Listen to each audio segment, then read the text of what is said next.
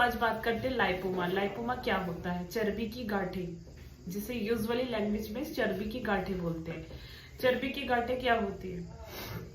जो मसल्स और स्किन के बीच में उभार सा रहता है।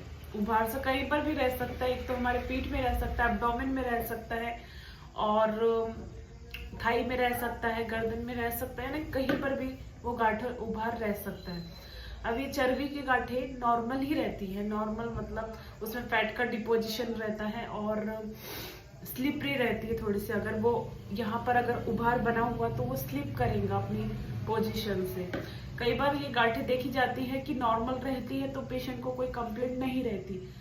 जब ये गांठें 1 से 2 सेंटीमीटर की रहती है नॉर्मल, इसका कोई उपचार करने की कोई जरूरत नहीं है। यूजुअली पेनलेस रहता है, इसमें कोई पेन नहीं रहता, कोई दर्द नहीं रहता, कोई कंप्लेंट लेके नहीं आता पेशेंट। यूजुअली जैसी है वैसी रहती है, उभार बना रहता है। मगर जब ये गांठें 4 से 5 सेंटीमीटर की हो जाती है तो ये वहाँ के नर्व को इन्वॉल्व करती है। जैसे गांठें यहाँ पर हुई तो यहाँ की पूरी नर्व को इन्वॉल्व करेंगी। नर्व को इन्वॉल्व करने के बाद क्या होता है, बाकी के जो नर्व इन्वॉल्व है उसमें कंप्रेशन होगा, प्रेशर बढ़ेगा। प्रेशर बढ़ने की वजह से वहाँ पर बहुत अधिक तेज दर्द बना रहेगा पेशेंट को, और पेशेंट ये बोलेगा बहुत तेज दर्द होता है, मुझे इसको रिमूव करवाना है या सर्जरी करवाना है।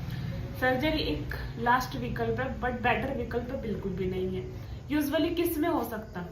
ये मोस्ट ऑफ किस में हो सकता है? 40 से 50 साल के एज ग्रुप वालों को हो सकता है ये, और 60 साल के ऊपर वालों को हो सकता है। मोस्ट ऑफ फीमेल से ज्यादा इसमें मेल में अधिकतर देखा गया है। ठीक है, इसके कारण क्या क्या रह सकते हैं? आप बहुत अधिक इसके कॉज क्या रह सकते हैं? बहुत अधिक अगर आप प्रोटीन का सेवन कर रहे हैं, प्रोटीन का सेवन कर रहे हैं, बहुत अधिक मांस मछली अंडे का यूज कर रहे हैं, और सिट्रिक फ्रूट जो अपन लेते, लेमन हो गया, सिट्रिक फ्रूट यूज नहीं कर रहे डेली डाइट में, तो ये गांठें बन सकती हैं। और ओबेसिटी इसका मेन कॉज है, और हेरिडिटरी भी इसका कॉज है कि भी हेरिडिटरी से मैटरनल या पैटर्नल साइड